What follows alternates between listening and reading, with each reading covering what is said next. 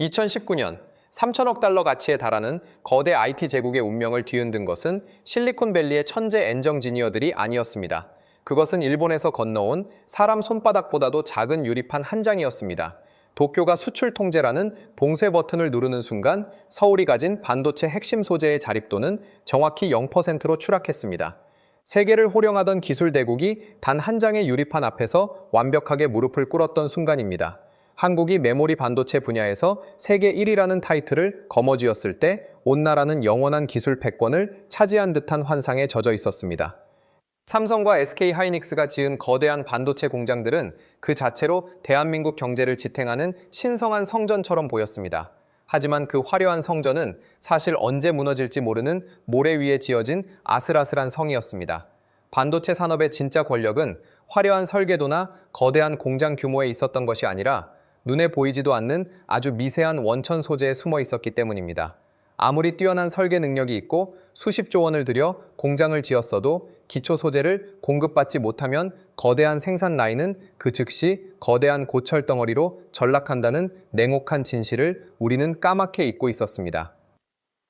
그 약점의 중심에는 바로 EUV 블랭크 마스크라는 치명적인 소재가 있었습니다. 쉽게 말해 이것은 반도체의 미세한 회로를 찍어내기 위해 반드시 필요한 도장의 원판 같은 유리판입니다. 하지만 이것은 우리가 일상에서 보는 흔한 유리가 결코 아닙니다. 특수하게 정제된 유리판 위에 몰리브덴과 실리콤이라는 금속을 원자 단위로 한 겹씩 쌓아 올리는 상상 초월의 공정이 필요합니다. 그렇게 폭에는 층이 무려 40층에서 50층에 달. 왜 이것이 인간 기술의 한계라 불리냐면 수십 겹의 금속막 중 단 한 겹이라도 두께가 미세하게 어긋나면 그 판은 통째로 쓰레기통으로 직행하기 때문입니다. 머리카락 굵기를 수만 갈래로 쪼갠 것보다 얇은 막을 오차없이 쌓아야 합니다. 요즘 최첨단 반도체를 만드는 13.5나노미터 극자외선 전미 EUV 공정은 머리카락 한 올을 7,000갈래로 쪼갠 크기의 미세한 빛을 사용합니다. 이것은 서울에서 저 멀리 부산에 있는 사과 하나를 향해 레이저를 쏘아 단 1mm의 오차도 없이 정확히 명중시키는 것만큼이나 불가능에 가까운 정밀도를 요구하는. 이 유리판이 미세하게라도 틀어지면 수십억 원짜리 반도체 웨이퍼 전체의 회로가 단숨에 어그러지고 맙니다. 더 절망적인 사실은 이 까다로운 물건을 제대로 만들 수 있는 나라가 사실상 지구상의 일본뿐이었다는 점입니다. 일본은 한국 반도체 공급망에 완벽한 삼중 잠금이라는 마법의 자물쇠를 채워두고 있었습니다. 원재료를 공급하는 AGC, 아사히글라스와 기술력을 가진 호야 같은 기업들이 세계 시장의 90% 이상을 틀어쥐고 있었습니다. 심지어 다 만든 블랭크 마스크가 합격인지 불합격인지 검사하는 절대적인 장비마저도 일본의 레이저텍이라는 회사가 독점하고 있었습니다. 이 장비는 대당 가격이 무려 400억 원이 넘었지만 돈이 있어도 줄을 서서 사야 하는 형편이었습니다. 결국 원재료를 만드는 것도 일본이었고 가공하는 기술도 일본이었으며 마지막으로 합격 도장을 찍어 판정하는 심사위원마저도 일본이었던 셈입니다. 일본이 도장 하나만 안 찍어주면 세계 최고의 반도체 라인이 1초 만에 멈춰서는 완벽하게 설계된 독점의 덫에 한국은 걸려 있었습니다. 고요하고 차가운 새벽의 공기를 가르고 도쿄로부터 날아든 선전포고는 냉혹했습니다. 정부의 허가 없이는 단 한 장의 블랭크 마스크도 한국에 넘겨줄 수 없다는 도쿄의 통보는 권고나 협상이 아닌 일방적인 명령이었습니다. 이 한마디에 대한민국 경제의 심장인 반도체 라인이 즉시 멈춰설 위기에 처했습니다. 어제까지만 해도 글로벌 무대에서 무소불위의 권력을 휘두르던 세계 1위 기업의 총수 이재용 부회장은 사태의 심각성을 직감하고 서둘러 일본행 비행기에 몸을 실었습니다. 수만 명의 직원을 거느리고 전 세계 IT 시장을 호령하던 글로벌 거물의 어깨가 손바닥만한 유리판 한 장 때문에 힘없이 내려앉은 순간이었습니다. 공항을 나서는 그의 무거운 발걸음은 당시 한국 반도체가 마주한 냉정하고도 비참한 현실을 상징적으로 보여주었습니다. 따지러 가는 길이 아니라 고개를 숙이고 부탁하러 가는 철저한 의뢰 처지였기에 비행기 안의 공기는 숨이 막힐 정도로 무거웠습니다. 삼성 내부의 분위기는 그야말로 통제불능의 공황 상태였습니다. 우리도 직접 만들어보자는 소수의 의견이 나올 때마다 돌아오는 대답은 계란으로 바위치기라는 차가운 조롱뿐이었습니다. 반대하는 이들의 논리도 지극히 현실적이었는데 일본은 이미 20년 넘게 이 외길만 파온 베테랑이었고 한국은 출발선조차 그리지 못한 상태였기 때문입니다. 기술 격차는 까마득했고 누가 봐도 무모한 도박에 돈을 버리느니 차라리 일본에 항복하고 다른 우회로를 찾는 것이 합리적인 선택처럼 보였습니다. 그동안 한국 기업들을 지배해왔던 가장 잘 만드는 곳에서 싸고 빠르게 사다 쓴다. 글로벌 공급망이 국경 없는 평화를 보장해줄 것이라는 오랜 믿음은 지정학적 갈등이라는 냉혹한 현실 앞에서 한순간에 찢어발겨진 종이 조각에 불과했음이 드러났습니다. 위기가 최고조에 달하자 마침내 회의 테이블 위에 올라오는 질문의 본질이 통째로 바뀌기 시작했습니다. 과거에는 언제나 우리가 과연 일본을 이길 수 있을까라는 철저한 역량 중심의 질문이 던져졌고 그에 대한 대답은 늘 불가능이었습니다. 하지만 일본의 칼날이 목전까지 들어온 순간 질문은 이게 없으면 우리가 아예 살아남을 수 있는가? 라는 생존의 문제로 전환되었습니다.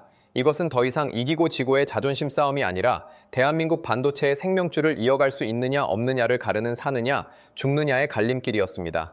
사다 쓰는 길의 끝에는 언제든 적의 손에 목숨줄이 흔들리는 노예의 삶뿐이라는 것을 뼈저리게 깨달은 삼성은 마침내 전례 없는 결단을 내리게 됩니다. 지면 끝장이라는 절박함 속에서 패배주의에 물들어 있던 내부의 반대를 짓누르고 그 어떤 대가를 치르더라도 반드시 우리 손으로 소재를 자립하겠다는 위대한 선언이 내려진 것입니다. 벼랑 끝에 선 삼성이 손을 잡은 상대는 모두의 예상을 깬 의외의 기업이었습니다. 대중에게 이름조차 생소했던 지방의 작은 중소기업, 바로 SNS텍이었습니다. 이 회사는 범용 반도체에 쓰이는 전통적인 마스크를 묵묵히 만들어 오던 곳이었지만 최고 난이도의 EUV 영역은 한 번도 발을 디뎌보지 못한 미지의 세계였습니다.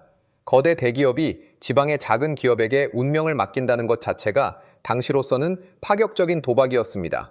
하지만 삼성은 철저한 수직 계열화와 단가 후려치기로 대변되던 기존의 재벌 중심적 갑을 관계를 과감히 던져버렸습니다. 단순한 하청업체로 대했다가는 이 거대한 독점의 벽을 뚫을 수 없다는 것을 본능적으로 직감했기 때문입니다. 삼성은 SNS텍의 지분 약 8%를 전격 인수하며 자금을 수혈했고 물건을 사고 파는 계약 관계를 넘어 아예 한 배를 탄 동업자로 관계를 재정의했습니다. 등을 맞대고 공동이적을 향해 함께 칼을 빼든 전우가 되는 길을 선택한 것입니다. 이 무모해 보이는 연합군은 경기도 용인의 한 구석에 EUV 소재만을 집중적으로 파고드는 전용 연구 거점을 세우고 배수의 진을 쳤습니다. 삼성이 이곳에 쏟아부은 돈만 무려 1,000억 원에 달했습니다. 그러나 돈을 쏟아붓는다고 해서 당장 기술이 튀어나오는 것은 아니었으며 오히려 이때부터 진짜 잔인하고 지독한 소모전이 시작되었습니다. 연구실의 하루하루는 그야말로 엄청난 돈이 허공으로 사라지는 돈의 무덤이자 아포리아의 연속이었습니다. 원자 단위의 방막을 수십 겹 쌓는 공정 특성상 투입되는 화학물질의 농도가 0.1%만 어긋나거나 가스의 주입 각도가 0.1도만 틀어져도 그날 만든 유리는 통째로 폐기되었습니다. 단 한 장의 분량으로 수억 원 가치의 특수 소재들이 그대로 쓰레기통으로 직행했고 세계 최강이라는 일본의 호야조차 최고 등급 제품을 뽑아내는 성공률인 수율이 고작 30% 안팎에 머무는 지옥의 공정이었습니다. 하물며 기초 체력조차 없던 SNS텍 연구원들이 마주한 초창기 수율은 정확히 0%였습니다. 아무리 돈을 태우고 밤을 새워도 단 한 장의 합격품도 나오지 않는 절망적인 나날이 7년 동안 이어졌습니다. 바깥에서 이 무모한 도전을 바라보는 시선은 얼음장처럼 차갑고 냉소적이었습니다. 여의도 증권가의 금융분석가들은 매 분기마다 보고서를 내며 밑빠진 독의 성공 가능성이 전혀 없는 지방 중소기업에 수천억 원을 들이붓는 것은 주주 가치를 훼손하는 행위라는 날선 비판이 매일같이 쏟아졌습니다. 내부적으로도 연구원들의 영혼은 서서히 타들어가고 있었습니다. 방진복을 입고 매캐한 화학 냄새가 진동하는 클린룸에서 연구원들은 매일 밤을 지새우며 초정밀 측정 장비 모니터를 노려보았습니다.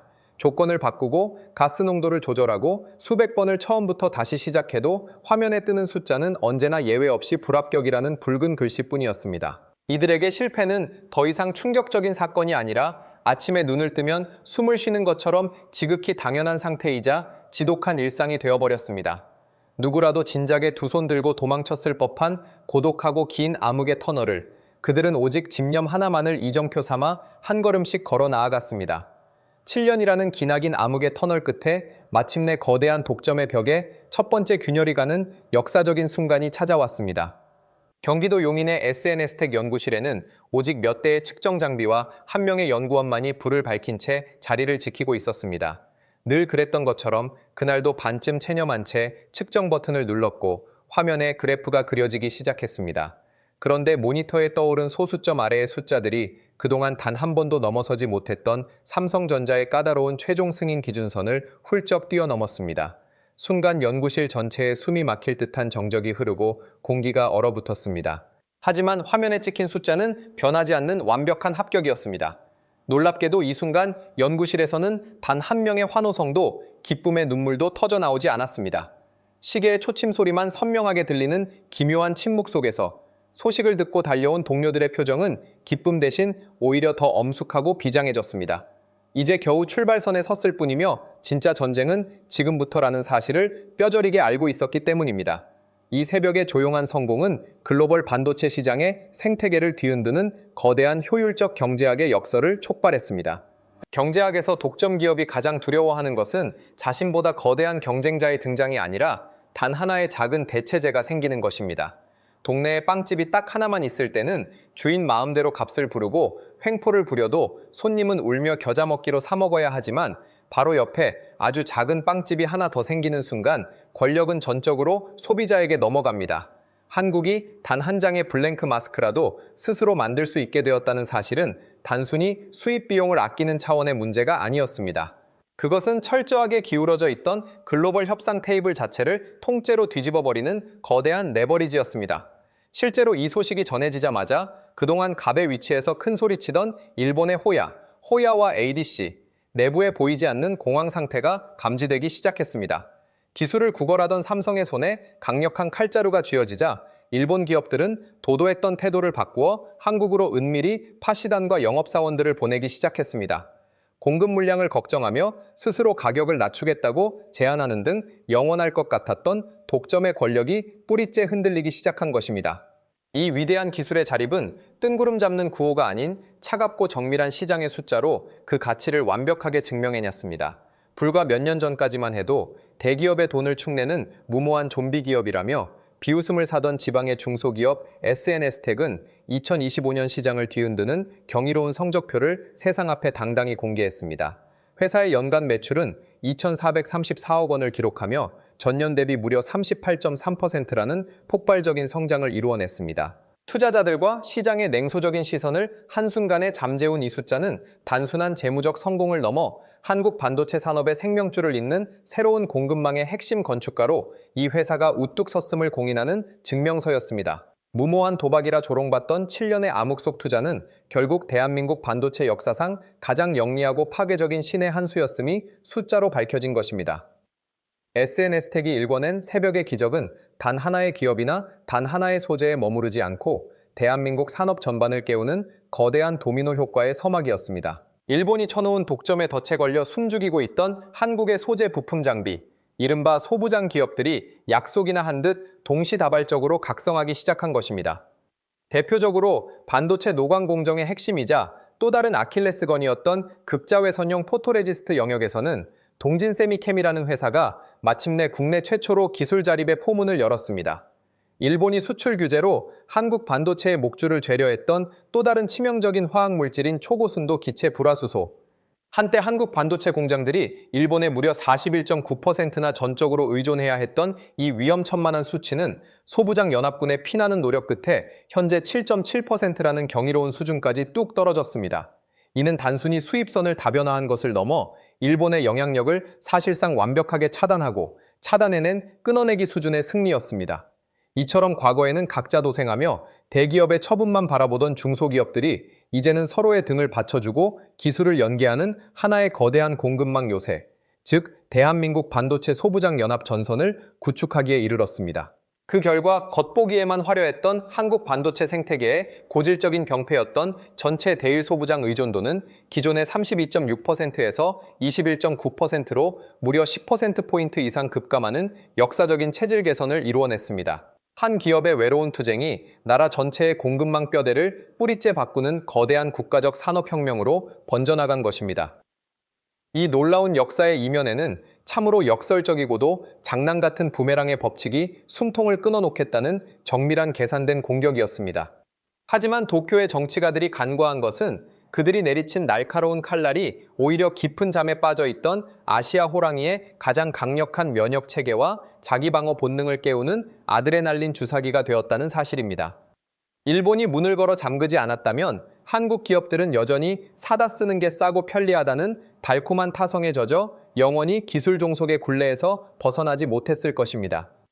일본은 한국을 멈춰 세우려 했으나 오히려 한국에게 스스로 걸어갈 수 있는 다리를 선물해준 꼴이 되었습니다.